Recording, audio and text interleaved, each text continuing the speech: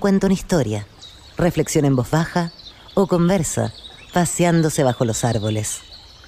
Es hora de volver a casa, bajar la velocidad y darle tiempo al tiempo. Christian Warnken nos abre la verja de su jardín para que respiremos aire puro y oxigenemos el espíritu.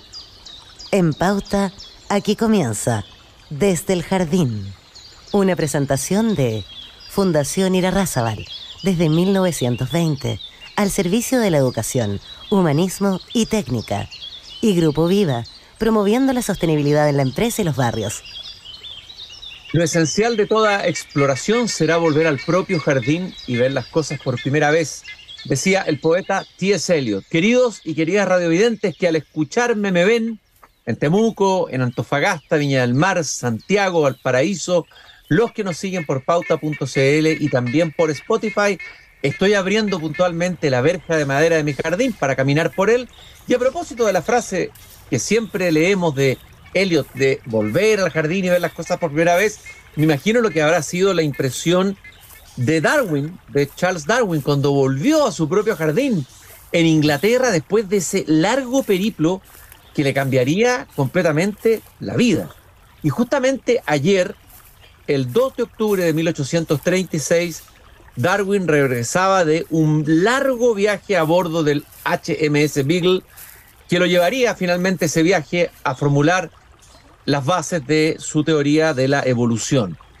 Yo estuve hace unos años atrás en una maravillosa iniciativa que se hizo justamente en una parte de la ruta de Darwin con científicos que venían de todas partes del mundo, de Inglaterra, de Europa, de muchos lugares, darwinistas o neodarwinistas, y me acuerdo que hicimos un acto poético en un islote o en una isla, en que yo leí un poema de Neruda sobre Darwin. Y tengo aquí el libro de donde saqué el poema, lo llevé al viaje, Darwin en Chile, viaje de un naturalista alrededor del mundo, de una edición de David Judilevich, y tengo el poema de Neruda y al lado lo tengo traducido al inglés, me lo tradujo uno de los científicos en el momento que lo leí. Voy a recordar ese hermoso poema de Neruda para recordar a Darwin en su regreso a su jardín en el día de ayer, el 2 de octubre de 1836. Sin embargo, Inglaterra, hay algo de caoba en tu cintura, vieja madera usada por la mano del hombre, silla de iglesia, coro de catedral en la niebla. Patria de aves marinas, a mí me has enseñado cuánto sé de los pájaros. Me mostraste la escama bruñida de los peces, el tesoro plenario de la naturaleza. Fuiste catalogando ríos, flores, moluscos y volcanes. A las encarnizadas regiones de mi patria llegó Darwin el joven con su lámpara, y su luz alumbró bajo la tierra y bajo el mar profundo todo lo que tenemos. Plantas, metales, vida que teje la estructura de nuestra oscura estrella, dice Neruda en este bello poema de homenaje a Inglaterra y a Darwin del libro Las uvas y el viento. Fíjense cómo llama a Darwin, el joven que con su lámpara llegó a las encarnizadas regiones de mi patria, o sea, Chile, y que con su luz alumbró bajo la tierra y bajo el mar profundo todo lo que tenemos. Bueno, en esa expedición, o en ese viaje, yo fui en representación del Mercurio, tenía que ir enviando notas al Mercurio regularmente. Uno de los promotores, de los creadores de esta iniciativa fue Álvaro Fischer, que ha sido alguien que también fue iluminado por la lámpara de Darwin y también por la cultura inglesa, a la que se refiere aquí con elogio Pablo Neruda. Álvaro Fischer es emprendedor, director de empresa, escritor, ensayista, autor de varios libros tremendamente interesantes, entre ellos Evolución, el nuevo paradigma, la idea mejor pensada de naturaleza liberal. Ese ya tiene una reflexión más política, pero también conectada con el darwinismo. Álvaro, qué gusto de tenerte después de tantos años nuevamente aquí caminando por mi jardín para conversar sobre Charles Darwin. El gusto es mío, Cristian, muchas gracias por invitarme. Bueno, tú te acuerdas de ese viaje, ¿no es cierto? Por supuesto, inolvidable. Inolvidable, ¿no? Sí, recuerdo también que hubo se leyó un soneto de Shakespeare, me parece, y creo que Isabel Ben lo tradujo en fin, fue todo un acto muy... Estábamos en la bahía de Gulaya, que es el lugar donde originalmente Fitzroy tomó a un grupo de yaganes o yámanas y los trajo de vuelta después de esta fallida llevada a su patria. Álvaro, bueno, Neruda dice que Darwin vino a iluminar, alumbró todo lo que tenemos, plantas, metales, vida, etcétera, etcétera, etcétera. Pero en realidad lo que alumbró Darwin fue mucho más que eso. Si uno tuviera que resumir qué es lo que iluminó Darwin de la realidad, que estaba a oscuras probablemente antes de que él la iluminara, si uno tuviera que decirlo así en palabras sintéticas. Bueno, yo creo que lo que Darwin hizo, y esa idea ha sido calificada por algunos como la mejor idea jamás pensada, y ese era el título del libro, que te faltó la mejor. La mejor idea, perdón, era, claro, la mejor idea jamás pensada, sí. No, yo creo que lo que Darwin logró hacer cuando describió cómo evolucionan las especies, o sea, cómo es el mecanismo que produjo la especiación, ¿verdad?, en el mundo de lo vivo, descubrió, por un lado, este mecanismo sin conocer el ADN, sin conocer, ¿no es cierto?, todo lo que hoy día sabemos, el mecanismo que está detrás, pero intuyó y explicó la manera en que esto ocurría, pero junto con eso develó un mecanismo que operaba de una manera distinta a lo que hasta ese momento la humanidad pensaba que ocurrían las cosas, que era por una mano divina, digamos, ¿eh? Y que la mano divina era la que estaba detrás de todo esto, y el mecanismo que él propone no requiere una intervención divina, no digo para el origen de todo, porque eso no lo resuelve Darwin, sino que para el origen de una vez que ya haya algo o que algo esté vivo, que se desarrolle y se dirija en las distintas, digamos, ramas y opciones que el árbol de la vida ha ido construyendo. Yo creo que ese fue el gran aporte que hizo Darwin y que revolucionó, digamos, el paisaje intelectual del mundo desde entonces hasta ahora. Y a ti personalmente, ¿qué te transformó Darwin? ¿En qué te cambió? Yo imagino que hubo ahí una metanoia, no sé si una iluminación religiosa, pero sí cuando uno se descubre cuando uno se encuentra con una gran idea que revela el mundo, obvio que uno también se transforma, ¿no?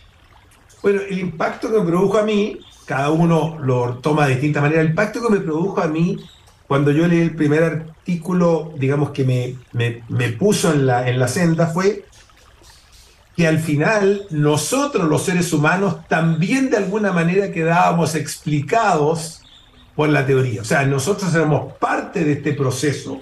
No éramos algo distinto, ni especial, ni una esencia diferente, sino que proveníamos del mismo camino y por lo tanto nuestras características más fundamentales, más de nuestra naturaleza, o sea, los elementos de nuestro sistema cognitivo, emocional, los elementos de nuestra psicología moral, se habían moldeado por un mecanismo similar al que moldeó al resto de las especies en su camino, digamos, evolutivo. Y eso entonces nos permitía quizás mejores herramientas para comprender las complejidades de los humanos. Claro, eso fíjate tú que Montaigne en el siglo XVI había dicho algo. Había hablado de que el ser humano se compone de elementos luminosos y oscuros, y Nicanor Parra va a tomar eso y va a decir, bueno, tú estudiaste en la Escuela de Ingeniería en la Chile donde hizo clase Parra, a lo mejor te lo enseñó en alguna clase cuando él decía en un famoso verso su poesía, el hombre es un embutido de ángel y de bestia, es decir, de luz y de sombra. Hay un libro de Stephen Pinker que tú lo citas, me parece, en alguna parte, Los ángeles que llevamos adentro. A ver, ¿qué es lo que descubrió Darwin? Nuestras luces, nuestras sombras en términos de las emociones. ¿Qué sabemos de Darwin que no sabíamos antes de él en ese ámbito? Bueno, en realidad Darwin se dedicó más bien a describir cómo se produce este proceso de evolución, por lo que llama el selección natural, etcétera, que es un proceso que hoy día está relativamente conocido. Pero luego, y a propósito de lo que vio en el sur de Chile y los yaganes con quienes se encontró, y a que los consideró por un lado tan distintos de los europeos, de donde él provenía, digamos, y los describió con un lenguaje que hoy día es considerado derogatorio, pobres bestias, digamos, muy primitivas, en fin. Sin embargo, a pesar de todo eso, él se dio cuenta de que eran sujetos de la misma empatía que el resto de los europeos, y por tanto que había un elemento común. O sea, lo que descubrió Darwin es que el corazón, el origen, digamos, de lo humano, en cierto sentido, aquella parte que es humana para todos, es parecida. Pero él no diría yo que desarrolló esa parte de las ideas y hacia dónde eso conducía de una manera muy específica ni con mucha profundidad, salvo en un libro que escribió sobre el descenso del hombre, porque ya estaba suficientemente complicado con lo que había propuesto. Complicado, digamos, en la sociedad en la que se encontraba. Y, en fin, y con todo el pensamiento religioso, con su señora, etc. Pero eso es lo que abrió una fuente para tratar de entender a los seres humanos, y como tú bien dices, las luces y las sombras, digamos, los demonios y los ángeles que tenemos adentro, porque nuestro comportamiento está construido y nuestro sistema emocional está construido un poco para resolver los problemas con que nos encontramos. Y en ocasiones lo hacemos colaborando, en ocasiones lo hacemos compitiendo, en ocasiones lo hacemos de manera muy egoísta, en otras ocasiones lo hacemos de manera colaborativa. Entonces ese movimiento que se da entre unas y otras, y las variaciones que cada uno de nosotros tiene dentro de ese bagaje, de ese espectro, hace que las cosas sean tan complicadas, sin entrar todavía a introducir un aspecto aún más complejo, que es todo el desarrollo cultural civilizatorio que hemos construido sobre esa capa inicial. Oye, Álvaro, normalmente se tiende a pensar o a decir, no sé si es una caricatura o simplificación, darwinismo igual competitividad frente a colaboración, ¿no? Pero parece ser que no es tan simple, que eso más bien es una simplificación de la vertiente o la reflexión darwiniana sobre el hombre y sobre lo que tú acabas de describir. Claro. Yo me acuerdo que Humberto Maturana no le gustaba describir... Sí, Maturana me lo dijo, quería exponer en un momento esa idea, quería que lo entrevistara para hablar de eso, para enfrentar al darwinismo, decía él. Sí. Él no le gustaba que esta idea de la evolución por selección natural, no le gustaba el verbo selección, o sea, la selectividad o la idea de selección o la competencia, porque les atribuía una connotación moral. Claro. Pero entonces, y una connotación moral asociada a su vez a la economía de la época, al liberalismo del siglo XIX, etcétera, etcétera. Pero la verdad es que lo que hace Darwin al usar esas metáforas, porque son metáforas, digamos, es difícil pensar que una hormiga está compitiendo con un elefante, porque nosotros lo antropomorfizamos para entender lo que está ocurriendo, pero en realidad son metáforas. Pero efectivamente, el gran descubrimiento del siglo XX fue que los que sobreviven son los más aptos, como se dijo en un minuto, pero los más aptos no necesariamente son los más fuertes o los más altos o los que son mejores competidores. Los más aptos son los que a veces, efectivamente, tienen mayor capacidad para conseguir alimentos o para competir con otros, pero también para colaborar de mejor manera para obtener aquello que necesitan para seguir viviendo. Y la colaboración es muy importante en los primates y en particular en los humanos de todos los días. O sea, la sociedad que nosotros hemos construido es una sociedad que está armada en torno a la colaboración, por más que tengamos espacios de competencia al interior también. Pero sin colaboración, sin cooperación, sería imposible pensar a los humanos, sería imposible pensar en los insectos sociales. Más aún, hay colaboraciones que ni siquiera son intencionadas, porque al interior de nuestro estómago, ¿no es cierto?, conviven una cantidad, trillones de bacterias que están sobreviviendo gracias a que están en nosotros, y nosotros sobrevivimos gracias a que ellas están adentro nuestro, y así sucesivamente. Entonces, podemos pensar que el sistema vivo es, por un lado, hay competencia, o también podría ser una gran colaboración de todos con todos para mantenernos vivos. O sea, una vez entrevisté a Jan Margulis, bióloga, sí, que ha escrito sobre las bacterias, era chiflada, fanática del mundo de las bacterias, y hablaba que en las bacterias había muchas colaboraciones. Eso las hacía a veces difícil incluso de enfrentar o destruir por su capacidad, por su flexibilidad y su colaboración. Quiero ir al viaje porque ayer celebramos ese retorno, ese regreso a su propio jardín de Darwin el 2 de octubre de 1876, después de un largo periplo. Sería interesante tener la dimensión de lo que significó ese viaje para Darwin, lo épico que fue, tal vez dar algunos vislumbres de esa hazaña Bueno, que realizó Darwin con Fitzroy en el sur, en el extremo sur de este planeta. este fue un viaje que duró 5 años y 10 meses, o sea, prácticamente 58 meses, que dio la vuelta al mundo, pero originalmente estaba destinado, y ahí pasó más de 2/3 del tiempo, en el extremo sur del continente sudamericano. O sea, él vino a Tierra del Fuego. De hecho, a mí me tocó ver la carta que Fitzroy envió a un biólogo amigo de Darwin, su mentor, pidiendo lo que estaba buscando a alguien que fuera a Tierra del Fuego a hacer las cartografías navales. Entonces fue un viaje larguísimo, que era una aventura de la cual no estaba claro si iban a volver con vida o no, porque en esos tiempos había mucha incertidumbre. Su padre se opuso originalmente, él logró que su tío, que era el dueño de las porcelanas Wedgwood, convenciera a su padre para ir, y le pasaron el dinero, porque tampoco es que había un grant para hacerlo. Él tenía que financiarse su viaje, digamos, poner el dinero encima. Así que él tenía 22 años y Fitzroy tenía 26, el capitán del barco. Imagínate edades tan tempranas y partir en este viaje. El viaje, él lo pasó muy mal porque le hacía muy mal la navegación, entonces pasaba tirado en su camastro, que eran muy pequeños ahí, y se bajaba a tierra cada vez que podía y seguía caminando, digamos, y se subía al siguiente puerto si era posible. Así que es una tremenda hazaña, y él dijo en una autobiografía al final de su vida que el viaje en la Beagle había sido por lejos el evento más importante de su vida y había marcado toda su carrera.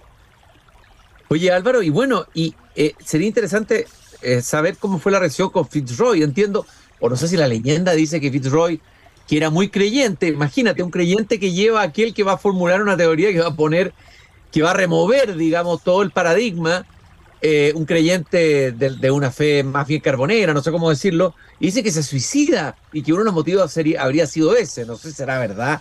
Pero ¿cómo fue la relación Darwin-Fitzroy? Mira, la relación partió mal porque Fitzroy lo examina físicamente y encuentra, en esos tiempos estaban esta idea del freno tipo, no sé, entonces le miraba la cara y le parecía que no era una persona suficientemente habilosa, ¿eh? Había esta idea que tú podías determinar por la geometría de tu cara tus habilidades. Pero después pasó la prueba y tuvieron un primer encontrón, dicen, muy importante, en Brasil, porque visitaron una hacienda con esclavos. Y Darwin provenía de la tradición antiesclavista, su familia era antiesclavista. Y Fitzroy no. Entonces tienen una discusión entonces Fitzroy le dice, pero ¿cómo? Pero si tuviste los esclavos que estaban ahí con su amo, que decían que estaban muy felices. Y entonces Darwin le dice, bueno, pero ¿qué otra cosa iba a contestar si estaba frente a su amo? Entonces Fitzroy se sulfura tanto que Darwin piensa que lo va a echar. Porque Fitzroy aparentemente tenía algún problema, digamos, psiquiátrico, su familia también lo tenía, que fue lo que finalmente lo condujo al suicidio. Entonces tenía estos cambios de ánimo muy fuertes. Tuvo otro problema en Valparaíso también. Pero al final él necesitaba tener alguien que lo acompañase, porque los marinos eran tipos muy rudos, pero no eran de la sofisticación intelectual de Fitzroy, que había sido un muy buen alumno, muy precoz, en fin. Entonces quería tener a alguien al lado para conversar y que recogiera, en fin, en el viaje, todas las cosas que se podían recolectar.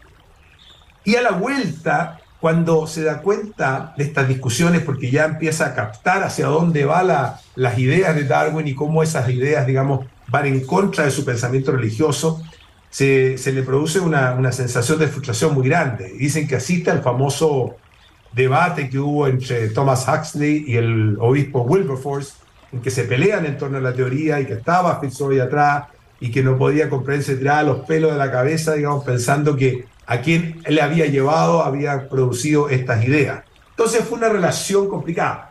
También fue complicado el hecho que Fitzroy, que era la persona, digamos, de mayor edad y mayor pergaminos, en fin, llega y hace un diario muy importante sobre todo su viaje y hace un recuento, y resulta que el que escribe un bestseller es Darwin, ¿eh? Entonces esto también lo deja frustrado, porque Darwin tiene más éxito con lo que escribe que él. Entonces fue una relación no tan buena, como uno podría pensar, pero en fin, pero ahí así fue. ¿En qué está el darwinismo hoy día? O sea, ¿en qué frontera interesante se están viendo, estamos viendo una evolución o una influencia? ¿En qué disciplina se están viendo novedades interesantes de relevar? Así alguna o alguna que parezca ahí en el horizonte, Álvaro. Bueno, quizás lo primero interesante de decir es que la idea que tuvo Darwin, por eso que es tan buena, la mejor idea jamás pensada, dicen algunos, no ha cambiado fundamentalmente. O sea, la forma como se enfrenta el tema no ha cambiado en nada de los últimos 160 años desde que Darwin la formuló. Pero, por supuesto que ahora se conoce el mecanismo, el DNA y todo eso. Entonces, bueno, una de sus aplicaciones más importantes, por ejemplo, todo el tema de las vacunas, la capacidad que tuvimos para enfrentar la pandemia hace un par de años atrás, está un poquito basada también en esta idea. Quizás sea un tema interesante por el que nos hace pensar respecto de la evolución, es lo que está pasando hoy día con la inteligencia artificial. Porque si bien es cierto que la inteligencia artificial está construida por los seres humanos, o sea, son máquinas construidas por seres humanos, que son seres vivos, que han seguido este camino de la evolución natural, de alguna manera uno podría pensar que son como apéndices de lo humano, ¿ah? Y no sabemos qué rumbo pueden tener y si podrían en algún momento superar las capacidades de lo humano, que es lo que temen algunos y es la razón por la cual hay tanta preocupación al respecto. Entonces, pensar cómo es que los seres humanos son capaces de construir máquinas que pudiesen superar el trabajo realizado por la evolución por miles de millones de años, es una reflexión, digamos, científico-tecnológica, filosófica, de primer nivel, en la que estamos toda la humanidad metida hoy día.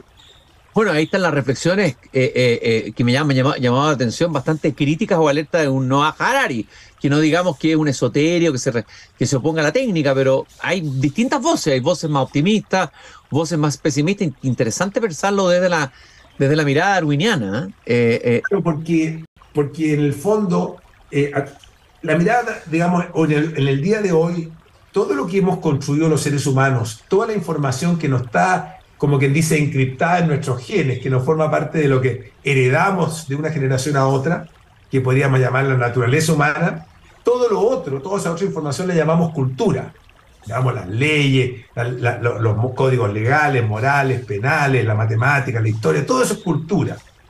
La tecnología también, las teorías científicas, las obras artísticas, el pensamiento religioso. Y entre ellas entonces está la inteligencia artificial, es una creación cultural, pensada de esta manera como la estoy definiendo, hecha por los mismos humanos. Entonces, el hecho de que el proceso evolutivo termine con la construcción de elementos que podrían tener su propia evolución, si tienen capacidad para modificar sus propios algoritmos, etcétera, etcétera, de una manera análoga a lo que hacemos en el mundo biológico, es una cosa así como muy potente y muy importante y que requiere mirarla con una cierta distancia. Estoy caminando en el jardín con Álvaro Fischer, ingeniero, emprendedor, ensayista, escritor, autor de varios libros, alrededor o desde el pensamiento de Darwin. Quisiera, para cerrar esta conversación y agradeciendo tu presencia aquí en el jardín, Álvaro, recordando el regreso ayer, pero un 2 de octubre de 1836 de Darwin a Inglaterra, después de este largo periplo que cambiaría su vida y cambiaría también nuestra manera de entender el mundo. Tú también has escrito un libro que se llama De Naturaleza Liberal. Así, brevemente me gustaría saber, y creo que te leí algo sobre esto, no sé, lo conversamos alguna vez, cómo la sociedad liberal moderna, quizás lo interpreto mal, permite que se exprese mejor lo que somos, mirado darwinianamente de alguna manera. ¿Es cierto eso o no? Bueno, en realidad el título da un poquito de lugar a equívoco. Parece que nuestra naturaleza fuese liberal, pero claro, y es un poquito un juego de palabras, porque en realidad nuestra naturaleza podría no ser liberal. Hay personas que no son liberales, personas que son más conservadoras. Eso hay un juego. Pero lo que yo quise jugar con ese título es la idea de que cuando una sociedad es liberal, o sea, cuando es más bien permisiva que prohibidora, cuando acepta las opciones más que las restringe de antemano, hay mejores posibilidades para expresar aquellas capacidades que los humanos tenemos. Hay una frase muy interesante en el libro de Harari que dice: la biología habilita, es la cultura la que prohíbe. O sea, las capacidades que tenemos por el hecho de tener las características psicológicas, mentales, cognitivas, emocionales, etcétera, que poseemos, este sistema nervioso central tan complejo del cual somos portadores,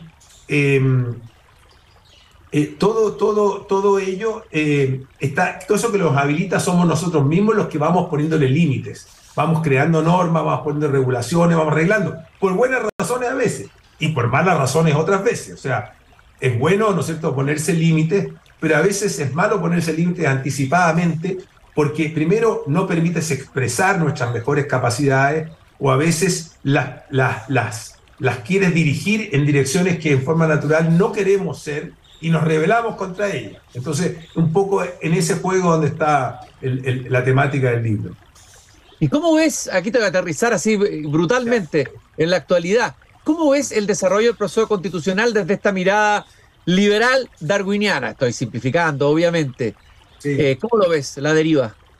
Mira, yo soy de los que creo que habiendo dos maneras de enfrentar un proceso constitucional, una adversarial y otra como pacto político, pareciera que estamos eligiendo la primera, que no es la buena manera de hacerlo.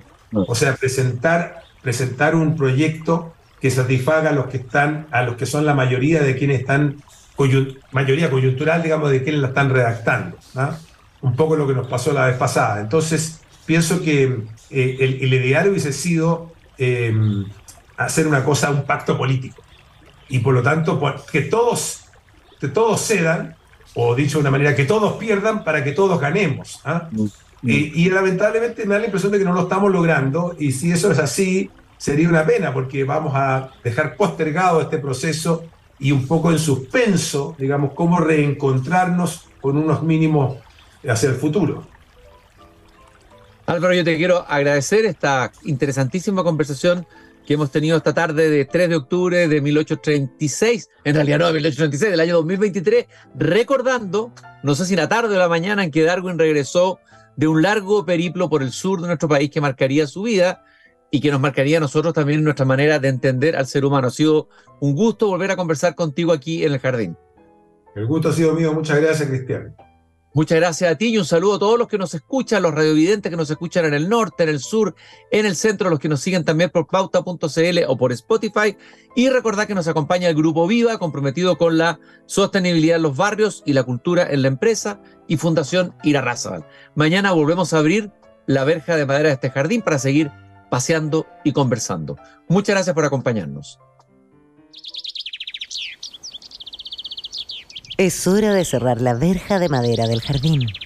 Pero Christian Warnken la volverá a abrir todos los días de lunes a viernes a las 20 horas en Radio Pauta, cuando comience de nuevo Desde el Jardín. Una presentación de Fundación Irarrázaval, desde 1920, al servicio de la educación, humanismo y técnica. Y Grupo Viva, promoviendo la sostenibilidad en la empresa y los barrios.